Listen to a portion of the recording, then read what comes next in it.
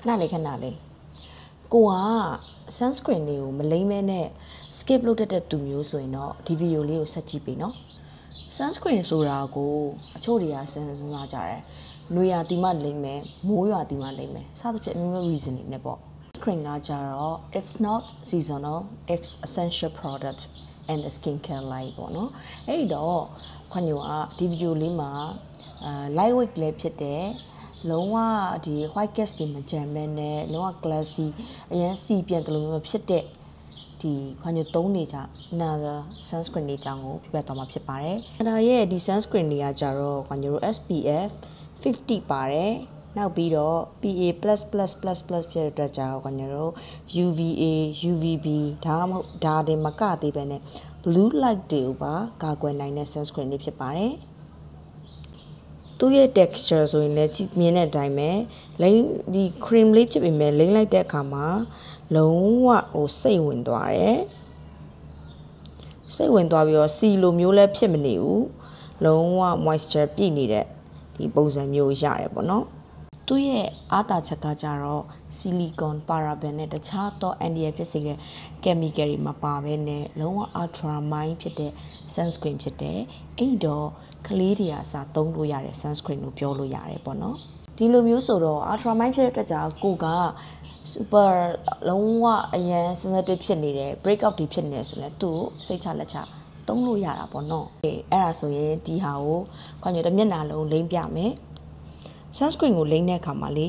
ကိုကအများကြီးယူတစ်ခါတည်းထည့်ပြီးတော့လိမ့်စရာမလိုဘူး layering အလိုက်ပထမဆုံးနည်းနည်းလေးယူမယ်ပြီးရင်ဒါလေးကိုအရင်စိတ်ဝင်အောင်အေးလိုက်တာကွယ်လိမ့်ရတာအရင်အဆင်ပြေခွန်ညိုဆိုရင်ဒါလေးသုံးတာနှစ်ဘူးရှိပြီနှစ်ဘူးမှာဒီကားလာမှာပြားချက်တောင်ဖြစ်နေပြီသုံးများလုံးလို့အဲ့လိုမျိုးပေါ့နော်သူကဒီ layering လိုက်နည်းနည်းလေးစီယူပြီးတော့လိမ့်ပေးလိုက်လို့ရတယ်ဒီလိုဆိုရင်အရင်ထူပိတ်နေတဲ့ဒီပြဿနာမရှိတော့ဘူးပေါ့နော်ဒီ sunscreen ကကြတော့ဒီနာတာ sunscreen ကခုလိုမျိုးနွေရာသီနဲ့လည်းအရင်ကိုလိုက်ဖတ်တယ်အပူပြောအောင်မဟုတ်ဘူးသူ့မှာလေဒီလိုဘူးမဟုတ်ပဲနဲ့သူအထုပ်တွေလည်းလာတယ်အထုပ်လေးတွေလည်းစမ်းသုံးကြည့်လို့ရတယ်ပေါ့နော်ကြိုက်ပြီဆိုမှဝယ်ဘလောက်အဲ့လောက်ထိခွန်ညညွန်းတာပေါ့နော်โอเคဒီဟာလေးကကြတော့ခွန်ညလို့လိမ့်လိုက်တဲ့အခါမှာလုံးဝဒီစီဆိုတဲ့ခံစားချက်မျိုးလည်းမခံစားရဘူးသူ့ရဲ့ဒီလိုမျိုးfinish ပေါ့နော်နောက်ဆုံးကြံခဲ့တဲ့ finish ကခွန်ညတို့ sunscreen ဆိုတာမျိုးတက်သူက skin care moisturizer တခုကိုလိမ့်လိုက်ပြီးတော့မျက်နှာက moisture တက်ပြည့်သွားတဲ့ feeling မျိုးလေးရတယ်လုံးဝဒီလိုမျိုးလေးပေါ့နော်တင်းတင်းလေးဖြစ်သွားတယ်အဲ့တော့နောက်ထပ် makeup တွေလိမ့်တဲ့အခါမှာလဲကိုယ့်ရဲ့ skin ကို prepare လုပ်ပြီးသားဖြစ်တယ်လို့မျိုးညောက glow finish လေးရစေရပါတော့ glow finish လေးရကြိုက်တယ်နာဒါရဲ့ဒီ sunscreen တွေကကျတော့ ingredients အနေနဲ့ grape fruit ရဲ့ cell extract တွေပါတဲ့အတွက်ကြောင့် UV ကြောင့်မျက်နှာအသားရည် damage ဖြစ်တာတွေကိုကာကွယ်ပေးနိုင်တယ်။နောက်ပြီးတော့ aloe vera နဲ့တခြားသောဒီ ingredients တွေကကြတော့မျက်နှာကိုအသားရည်စုပြေစေတယ်ပြီးတော့ hydration အပြည့်ဖြစ်စေတယ်ပေါ့နော်။နောက်ပြီးတော့နာမည်ကြီးတဲ့ဒီ skin care တွေမှာနာမည်ကြီးတဲ့ပါဝင်နေကြဖြစ်တဲ့ vitamin C နဲ့ vitamin B5 ကကြတော့အသားရည်ကို brightening တက်ကိုရစေပြီးတော့ skin barrier အားကောင်းစေပါတယ်။ဒီဟာလေးကကြတော့ SPF စမ်းသပ်ထားတဲ့ test report လေးဖြစ်ပါတယ်။ဒီမှာဆိုရင်မြင်တဲ့အတိုင်းပဲသူက 322.8 plus PA++++ ဆိုတဲ့ result လေးကိုရထားတယ်ပေါ့နော်။ဒီဟာကကြတော့ဘာလို့ထည့်ပေးထားလဲဆိုရင်ဒီ sunscreen ကဒီတိုင်း marketing တော့ဒီတိုင်းရှောက်ပြောနေတာမျိုးမဟုတ်ဘဲနဲ့တကယ်ကို high protection အပြည့်ပေးနိုင်တဲ့ sunscreen ဆိုတာကိုသက်သေပြချင်တဲ့အတွက်ကြောင့်ထည့်ပေးထားတာဖြစ်ပါတယ်။ကဲအဲ့ဒါဆိုရင်ခွာညိုရေးဒါလေးကိုဝယ်သင့်လားလို့ခွာညိုအမြင်ဝယ်ပြောရမယ်ဆိုရင်ကိုကဒီ sunscreen ခုလိုမျိုးအထူးသဖြင့်ပူတဲ့ရာသီမျိုးမှာပေါ့နော်နေပူတာအရန်ပူတဲ့အချိန်မှာ sunscreen ကိုလိမ့်ရမှာထူထူကြီးမလိမ့်ကျင်တဲ့သူတွေ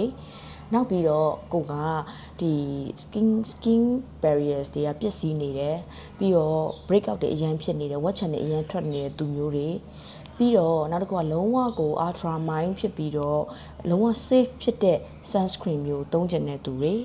ပြီးွားရင် sunscreen အမီတက်ထားရုံတင်မဟုတ်ပဲနဲ့တကယ်ကို sun protection ကိုအပြည့်အဝပေးနိုင်တဲ့ sunscreen မျိုးရှာနေတဲ့သူတွေ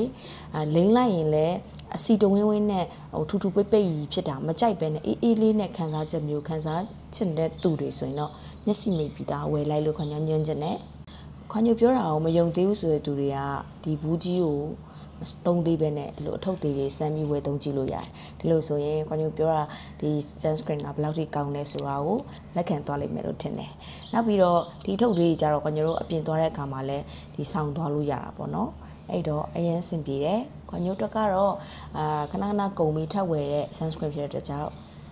တေချာလေးနောက်တစ်ချိန်ထပ်ပြီးတော့ညွှန်လိုက်ပါတယ်အားလုံးပဲကျေးဇူးတင်ပါတယ်